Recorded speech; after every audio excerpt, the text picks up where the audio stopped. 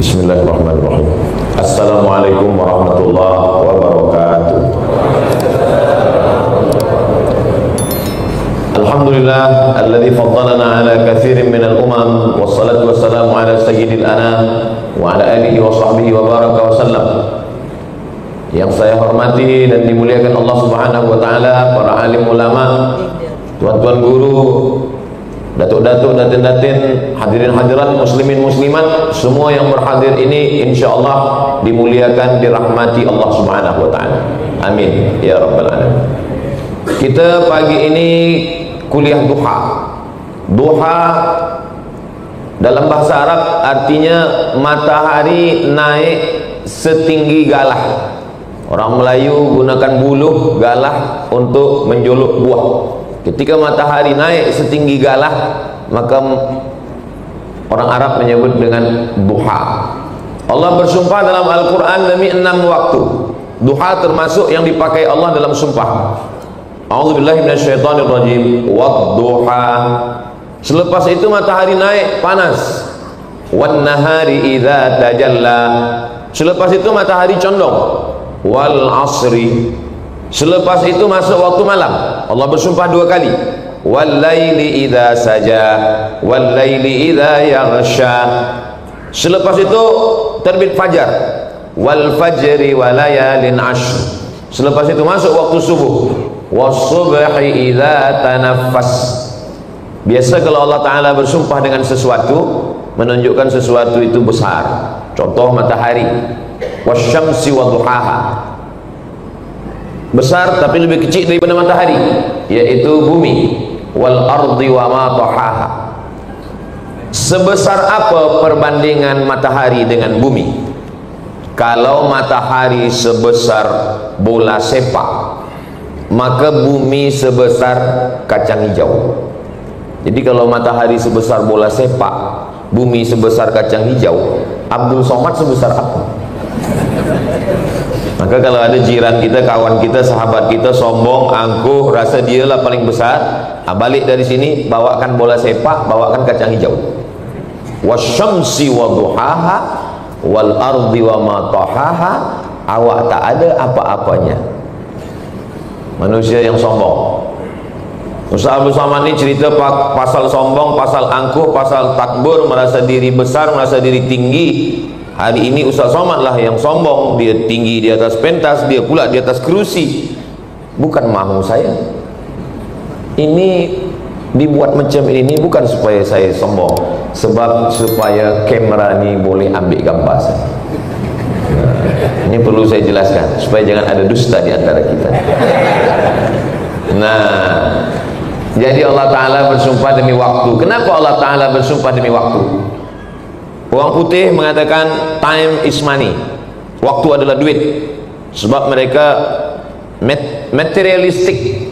Dia percaya kepada benda, duit, harta. Tapi dalam Islam ada yang lebih hebat daripada itu semua.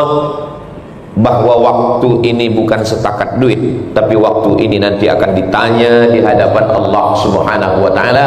Kita semua hafaz ayatnya. Bahkan penuntut-penuntut, student, pelajar-pelajar kita pun hafaz. La tus'alunna yawma idzin 'anin na'im. Na'im artinya nikmat. Na'im pakai ain, nikmat. Tapi kalau na'im pakai hamzah, tidur. Ada kawan saya dulu di pondok, tidur aja. Nama dia Naim. Mohon maaf kalau ada Encik Naim. Salah tulis, sebenarnya Naim maknanya la tus'alunna yauma idzin. Kamu nanti akan disoal, akan ditanya Allah Ta'ala tentang Naim, nikmat. Nikmat apa yang pertama kita dapat? Nikmat harta? Bukan.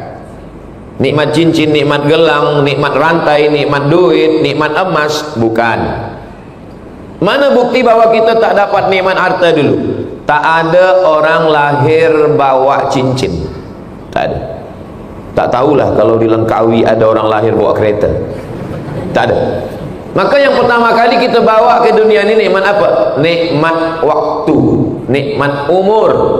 Inna ahadakum yujma'u khalquhu fi batni ummihi arba'ina yawman nutfah. Kamu diciptakan dalam, maaf cakap, rahim perut ibu kamu 40 hari dalam bentuk nutfah, air. 40 hari air. Tsumma yakunu 'alaqatan mithla dzalik, 40 hari dalam bentuk 'alaqah, darah. Darah yang menempel di dinding rahim. Tsumma yakunu mudghatan mithla dzalik, 40 hari dalam bentuk daging. 40 hari air, 40 hari darah, 40 hari daging. 120 hari 4 bulan. Summa yursalul malaku. Apa 4 bulan pula? 40 120. Betul 4 bulan? 3 bulan? 3 bulan 90. Summa yursalul malaku. 40 hari 120 hari Allah Ta'ala kirimkan malaikat.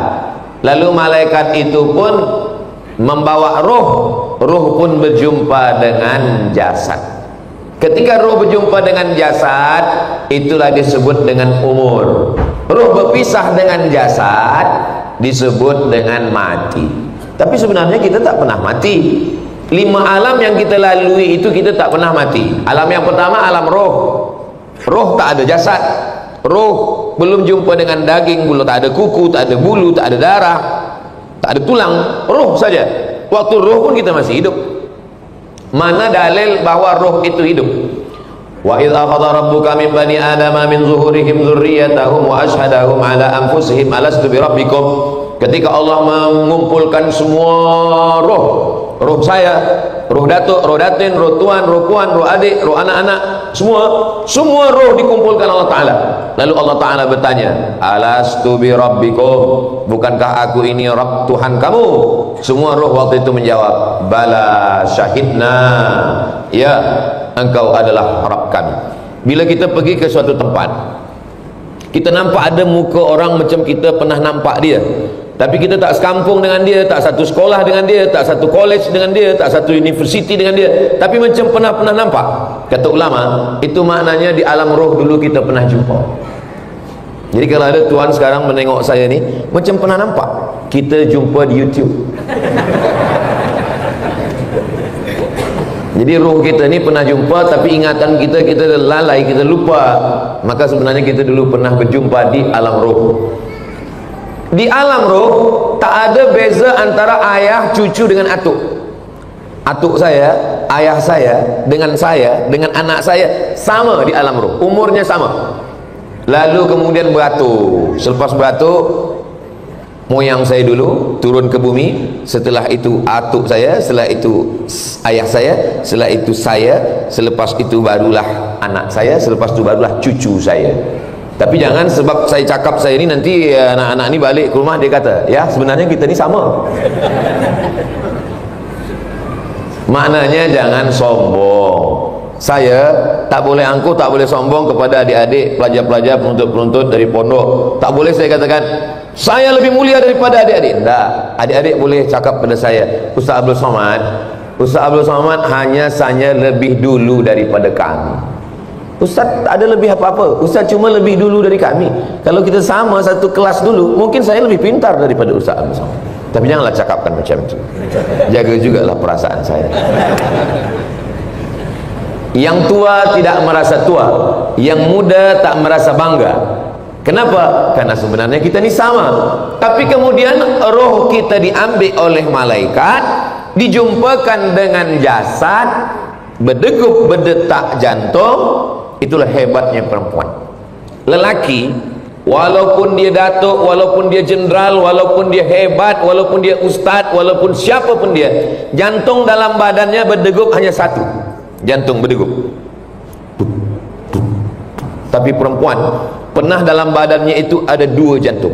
Jantung dia dengan jantung anak dia. 2 jantung. Itu kalau anaknya 1. Kalau anaknya kembar 3. 4 jantung berdegup-degup dalam. Jantung yang normal, yang tak sakit, bunyinya. Tapi ada jantung yang kencang. Jantung yang kencang itu disebabkan 2. Yang pertama, jatuh cinta. Yang kedua, jatuh tarikh bayar hutang.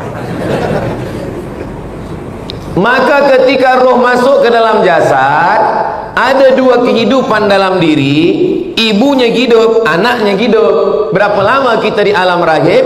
9 bulan 10 hari. Di Langkawi perempuan masih mengandung 9 bulan 10 hari. Alhamdulillah.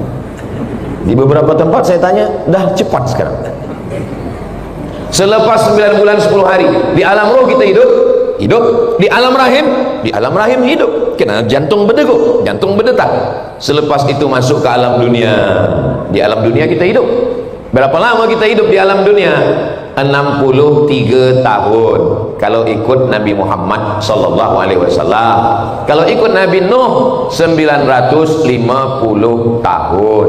Kalau ikut Imam Syafi'i lahir 150, meninggal 204. 150 204 54 tahun. Imam Nawawi 40 sekian tahun. Ustaz Abdul Somad berapa umur sekarang? Tak usahlah saya sebut. Lahir 1977, sekarang dah 2024. Kejap lagi dah 2025. Umur sudah 48 tahun. Tapi perasaan 28. Umur ni sebenarnya bukan masalah bila kita lahir. Umur ni adalah masalah perasaan kita. Jadi yang saya tengok di hadapan saya ini tidak ada orang tua. Yang di hadapan saya ini semua muda-muda semua. Saya dah tua lah Ustaz Abdul Somad. Ini yang di hadapan saya ini tak ada orang tua. Yang ada adalah orang-orang muda yang masuk ke badan orang tua.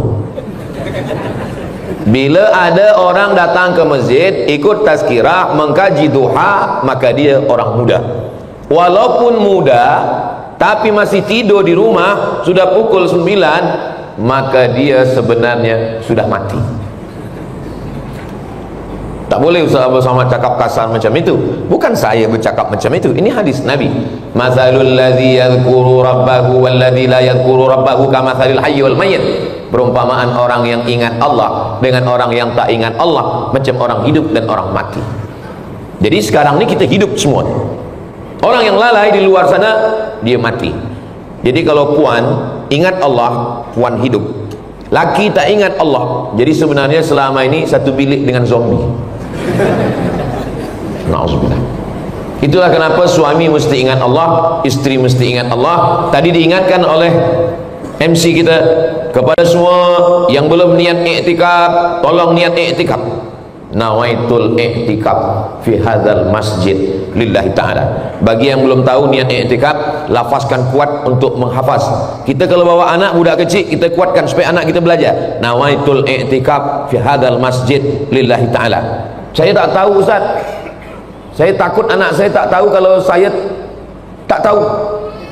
Saya malu kalau anak saya tahu bahawa saya tak tahu. Gerakkan saja mulut.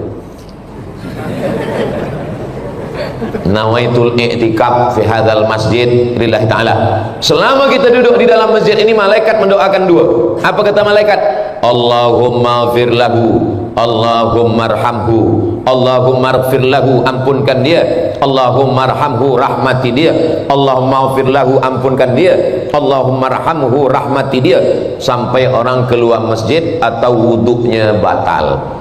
Saya tadi sebelum kemari berwuduk dan saya jaga wuduk sampai sekarang. Tapi kalau ada di antara tuan puan yang tak tahan nak lepaskan, lepas, jangan ditahan sampai biru muka menahan. Lepaskan, jangan bagi tahu kawan sebelah pula. Nah, selepas itu di alam dunia. Lepas dari alam dunia ni kita tetap hidup juga. Lepas tu kemana kita pindah? Ke alam, Allah sebut dalam surat Ar-Rahman, bainahuma barzakhul la yabghiyan.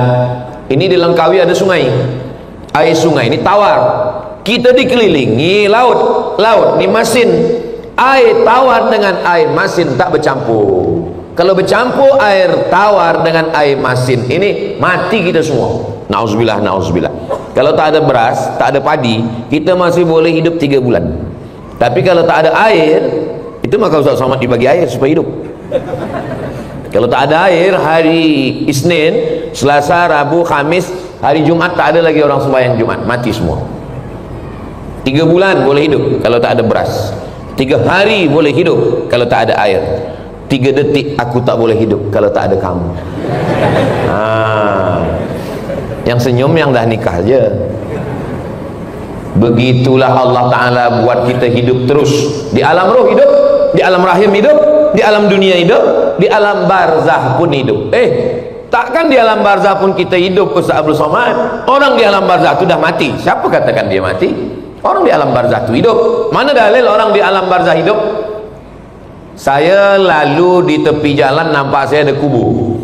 Apa ajaran Nabi Muhammad kalau kita nampak kubur? Assalamualaikum ya ahlad diyar minal mu'minin wa inna insyaallah bikum lahiqun yarhamullahu mustaqdimina wal mustakhirin nasallallahu lana wa lakumul afiyah. Oh, panjang betul doanya Ustaz. Tak ada ke doa yang diskaun? Assalamualaikum ya ahlal kubur. Paling pendek. Kenapa kita diajarkan mengucapkan salam pada kubur, padahal batu nisan batu? Kalau memang dia tak hidup, untuk apa kita ucapkan salam? Itu menunjukkan orang yang dikubur itu hidup. Itulah kenapa kita ucapkan salam. Assalamualaikum ya ahlal kubur. Tapi salam mereka itu berbalas, bersambut, kita tidak mendengarnya. Maka salam dibagi 3. Salam yang pertama, yang salam wajib dijawab. Assalamualaikum warahmatullahi wabarakatuh. Semua jawab.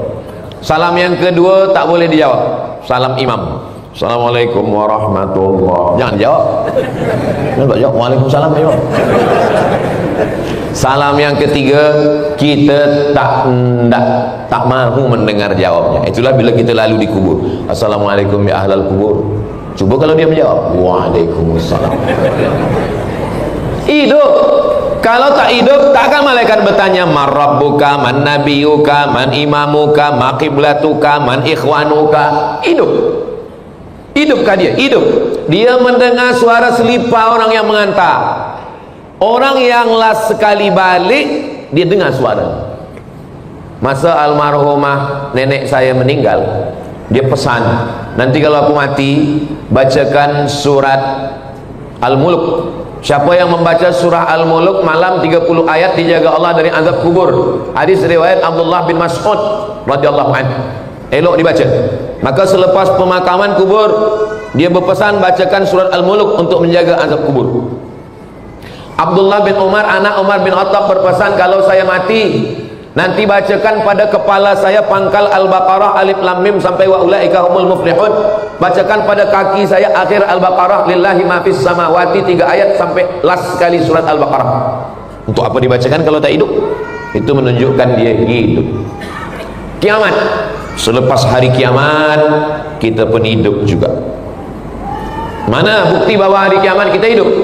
Idza sama'un fatarat, langit terbelah, wa idzal kawakibun tasarat, planet bertembung, jatuh, berguguran, wa idzal biharu fujirat, lautan dinaikkan, air laut naik ke atas darat.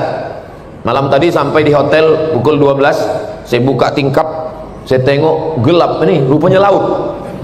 Oh, cantik ini esok pagi tepi laut. Tapi bila saya nak tidur, bismika Allahumma ahya. Kalau tsunami malam ni, saya tengok pukul 4:30 tadi terjaga. Alhamdulillahilladzi ahyana ba'dama amatana wa ilaihi nusyur. Malam tidur, bismika Allahumma ahya wa amut. Esok pagi buka mata, masih ada jam dinding. Buka mata, masih ada istri. Buka mata, masih ada suami. Sampai masanya nanti hidup, buka mata, gelap. Tiba-tiba terdengar suara, marabbuka. Apakah orang yang mati itu tahu bahwa dia akan mati? Tidak. Apakah orang yang mati semalam, dia berpikir bahwa dia akan mati hari ini? Tidak. Kita tak tahu. Siapa yang paling sedar tentang kematian? Orang yang ingat kepada Allah Subhanahu wa taala. Ingat-ingat, wa kafa bil mauti wa'idha. Lalu kemudian selepas dari alam barzah, langit hancur, lautan naik, kiamat terjadi. Wa idzal qubur bu'athirat, semua yang dikubur bangkit. Mana boleh orang mati bangkit balik?